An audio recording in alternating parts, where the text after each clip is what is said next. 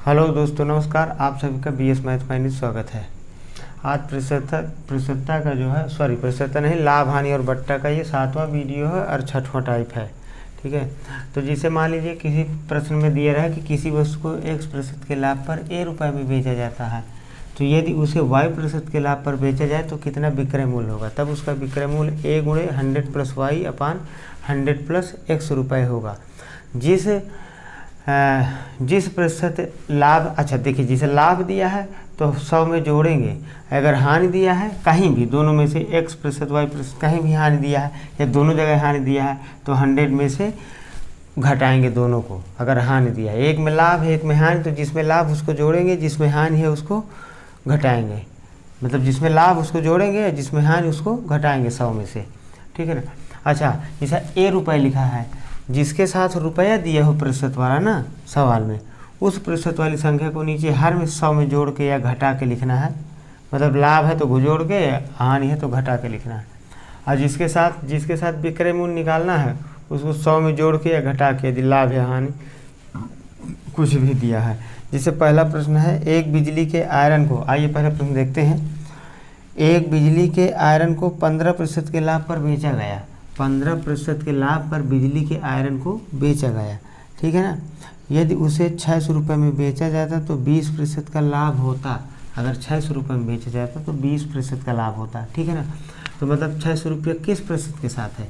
इसके साथ है। तो ये 20% x का काम करेगा और 15% y% का काम करेगा। तब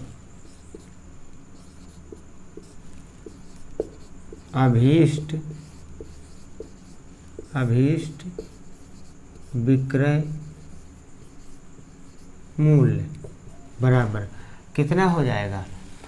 a 600 × 100 + 15 भाई, दोनों में लाभ है प्रश्न में। ठीक है ना। पहला प्रश्न अपना देख लें, स्क्रीन में है। और ये x है तो 100 + 20। अब इसको थोड़ा हल कर लें तो 600, ये 115 अब बाई 120, तो 0 को 0 से काट दीजिए, 12 × 5 = 60। अच्छा, अब ये कितना हो जाएगा? इसका गुणा कर दीजिए यहाँ पर। तो 115 में 5 का गुणा करेंगे तो कितना हो जाएगा? 575 रुपये। मतलब अगर उसको जो है 15% लाभ पर बेचा जाए तो उसका विक्रय मूल्य 575 रुपये हो जाएगा। इस तरह से तो इस प्रश्न का आंसर हो गया। ठीक है।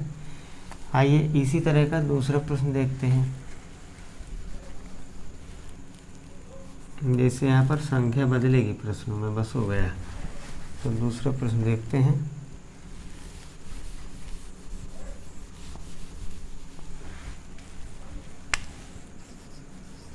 जिसे कहता है, यदि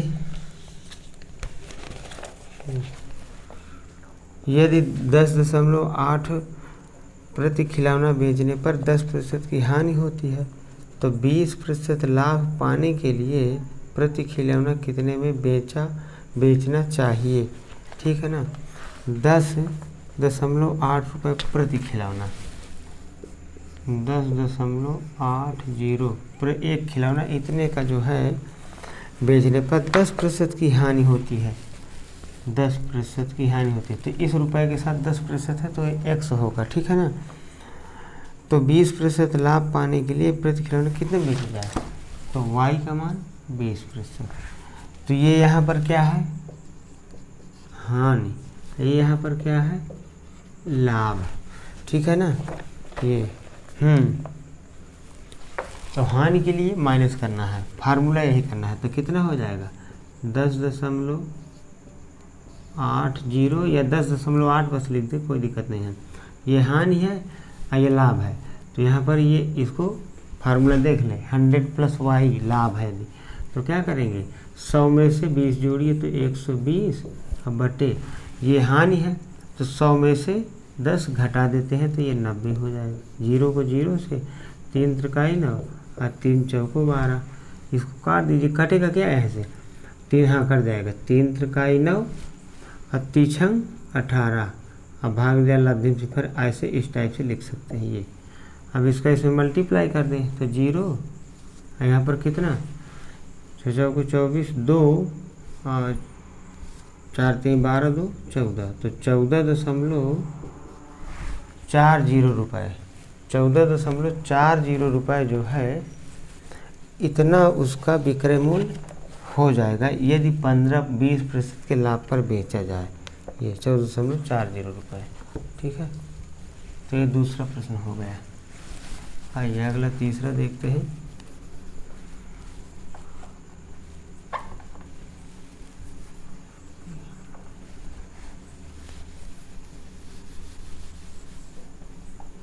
तो यहाँ पर जो है देखिए, किसी वस्तु को 720 रुपये में बेचने पर 20% की हानि होती है, तो उस वस्तु को 15% के हानि पर बेचने पर विक्रय मूल्य क्या होगा।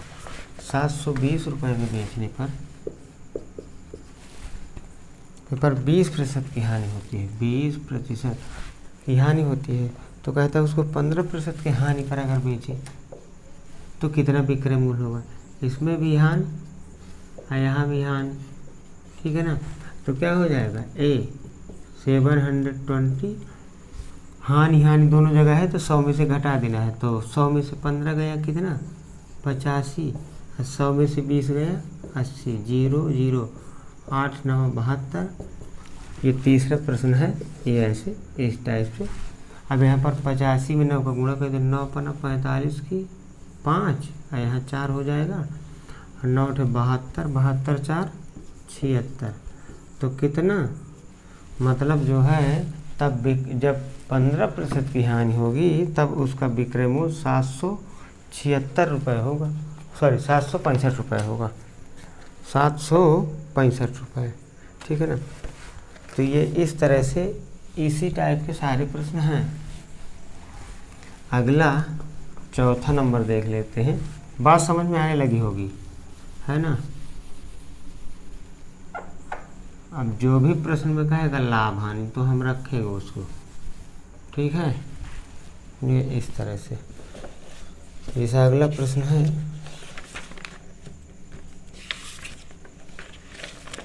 ये एक व्यक्ति ने एक रेडियो 605 रुपये में बेचा।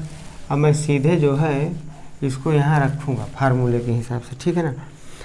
एक व्यक्ति ने एक रेडियो 605 रुपये में बेचा, तो उसे 605 रुपये में बेचा, ठीक है ना।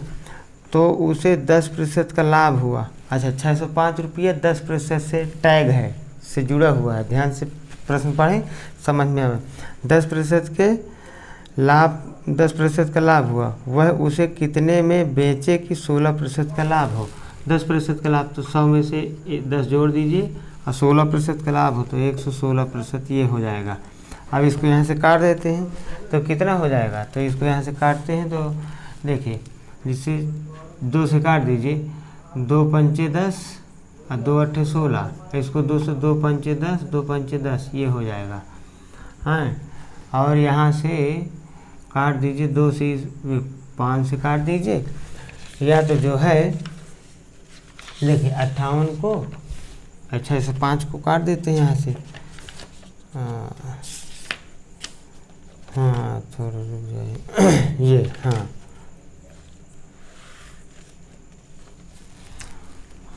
अच्छा ठीक, मतलब ये हो गया ना, ये हो गया 605 गुणे 55/58 ये। अच्छा, इसको अगर इसको काटेंगे, पूरा हल करेंगे, तो मैं सीधे इसका जो है आंसर लिखे देता हूँ। 638, ये 638 रुपये होगा। काट लीजिएगा इसमें, इसका 2 गुणा कर दीजिए, फिर भाग कर दीजिए, कट जाएगा, ठीक है, इस तरह से। तो इसका जो है आंसर हो गया 638 रुपये। अब मैं यहाँ नहीं लिखा था, डायरेक्ट लिख दिया हूँ सवाल को, हो गया। अगला पाँचवा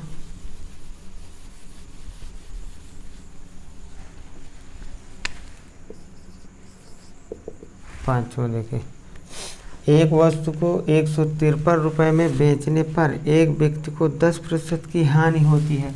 153 रुपये में बेचने पर 10% की हानि होती है। ये हानि ऐसे इस टाइप से 153 रुपये में बेचने पर तो 10% की हानि होती है, तो 100 में से 10 घटाइए तो 90 बटे, अच्छा वह उसे कितने में बेचे कि 20% का लाभ हो।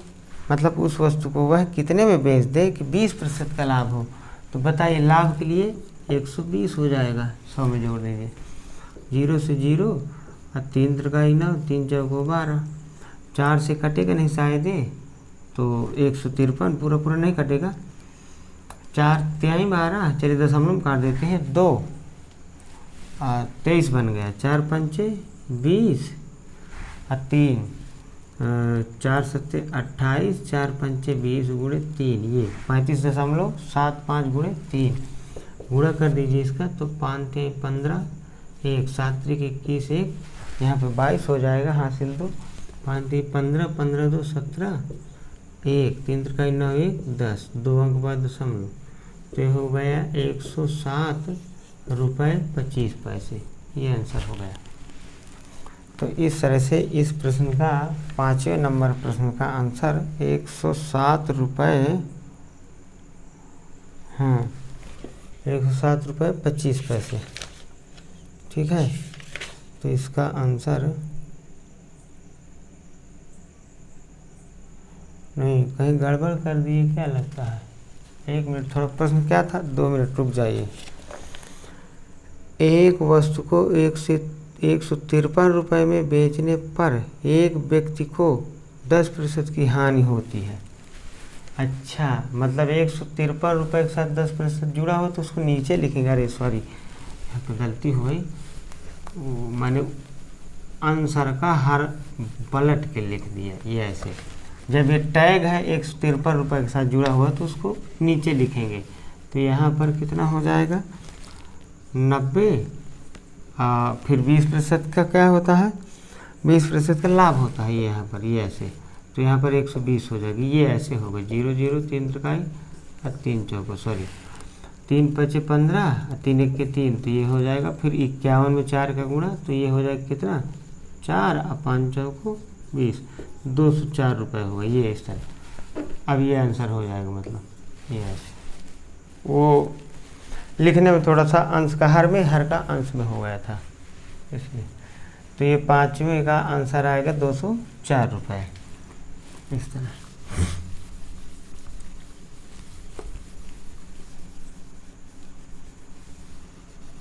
छठवां अगला प्रश्न है,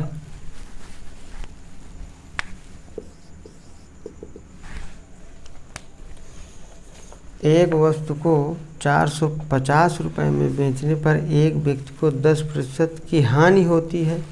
कितने में बेचे, यदि 450 रुपये में बेचे तो 10% की हानि होती है। तो 450 रुपये से 10% टैग है, जुड़ा हुआ है, ठीक है ना।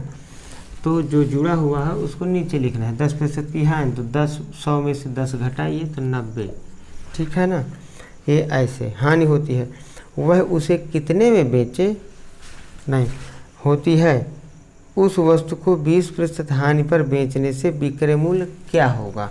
अगर 20% हानि पर बेचे तो विक्रय मूल्य क्या होगा। तो 20% हानि में हानि कर रहा है तो 100 में से 20 घटाइए तो हो जाएगा 80, 0 है, 9 पना 45, 0 और इसका इसमें 8 5 40, ये। तो मतलब अगर वह व्यक्ति उस वस्तु को 20% हानि पर बेचे तो विक्रय मूल्य 400 रुपये होगा। अगर उसको 10% हानि पर बेचता है तब विक्रय मूल्य 450 रुपये था। तो आंसर हो गया 400 रुपये इसका, इस तरह से। अगला प्रश्न देखते हैं। देखिए थोड़ा अगला प्रश्न इनसे थोड़ा अलग है। अभी जितने मैंने जो है 6 प्रश्न बताए ना, लगाना उसी तरह है लेकिन थोड़ा सा अलग है। देखिए कहता है, अगला 7वां प्रश्न है, एक सोफ़ा सेट 2500 रुपये में बेचने पर एक दुकानदार को 20% की हानि होती है। विक्रय मूल्य सोफ़ा सेट का कितना है, विक्रय मूल्य भी दिया था ये ए में 2500 रुपये, 2500 रुपये, ठीक है ना। पर 20% की हानि होती है तो उसे 20% का क्या होता है, हानि, ठीक है ना। अगर इतने में बेचता है तो 20% की हानि होती है। यदि वह उसे 3150 रुपये में बेचे तो कितने प्रतिशत का लाभ या हानि होगी। अगर 3150 रुपये में बेचे तो बताइए, कहता है लाभ होगा कि हानि होगी। तो इस तरह से जो है यहाँ पर देखिए, पहले सोफ़ा सेट का क्रय मूल्य निकाल लेते हैं, ठीक है ना। सोफे का पर विक्रय मूल्य दिया है तो सोफे का क्रय मूल्य निकाल लेते हैं। तो सोफा का क्रय मूल्य बराबर क्या हो जाएगा, 2500 जो विक्रय मूल्य था गुणे 100 और बटे हानि कितनी की होती है, 20% की। 100 में से 20 घटा दीजिए तो 80। ये इस तरह क्रय मूल्य आ जाएगा, फार्मूला है ये, ठीक है ना। तो इसको यहाँ से काट दीजिए, 0 और 2 चरको और 2 पंचे, इसको 2500 को जो है 4 से काट दीजिए तो 4 छंग 24 और 10, 4 दूनी 8 और 2 4 पंचे 20 गुणे 5, तो ये 625 गुणे 5 हो गया। इसको काटेंगे तो 625 आएगा। 5 पचा 25, 2 5 दूनी 10, 2 12, हासिल 1, 6 पंचे 30, 1 31। मतलब अब तो उसका अगर 2500 रुपये विक्रय मूल्य है, अगर उसको 20% के हानि पर बेचते हैं, मतलब 20% के हानि पर बेचते हैं तो 2500 रुपये विक्रय मूल्य है, ठीक है ना। तो उसका क्रय मूल्य कितना होगा, मतलब जो हमने 3125 रुपये में ख़रीदा होगा तभी उसको इतने में बेच रहे हैं तो 20% की हानि होती है, ठीक है ना। तो 131। अब वो प्रश्न में कह रहा था, प्रश्न में कह रहा था कि 3150 रुपये में बेचे तो कितने प्रतिशत का लाभ या हानि होगी। तो बताइए, खरीदा 3125 में है तो यदि विक्रय मूल्य बराबर कितना, 3150 रुपये, इतने में बेचे, इतने में खरीदा, इतने में बेचे, तो ये मूल्य ज़्यादा है बेचने वाला ना इससे, तो क्या हो जाएगा, तब हो जाएगा लाभ 3150 माइनस 3125, तो कितने रुपए का लाभ हो जाएगा, 25 रुपये का। इस तरह से 25 रुपये का लाभ हो जाएगा। तो कहता है लाभ या हानि प्रतिशत निकालना है हमें, ठीक है ना। तो लाभ निकल आया तो लाभ प्रतिशत निकाल लीजिए। तो इस तरह से जो है क्या हो जाएगा, इसलिए लाभ प्रतिशत, लाभ गुणे, ठीक है ना, क्या हो जाएगा, लाभ गुणे 100 बटे क्या, क्रय मूल्य। तो क्रय मूल्य कितना था, 3125 रुपये, 3125 रुपये, ठीक है ना। 25 से चाहे इसको काट दीजिए डायरेक्ट, अगर काटा हो तो 25 से 25, अब कितना बचा, 31 में 25 गया 6, अब तो 625 हो गया। तो ये तो अच्छा 6 अब 62 हो गए, तो 25 दूनी 50 और 12 उतार लिया 5 का, तो 25 पंचे 125, ये ऐसे ये हो जाएगा। ये पूरा प्रतिशत में है, लाभ प्रतिशत।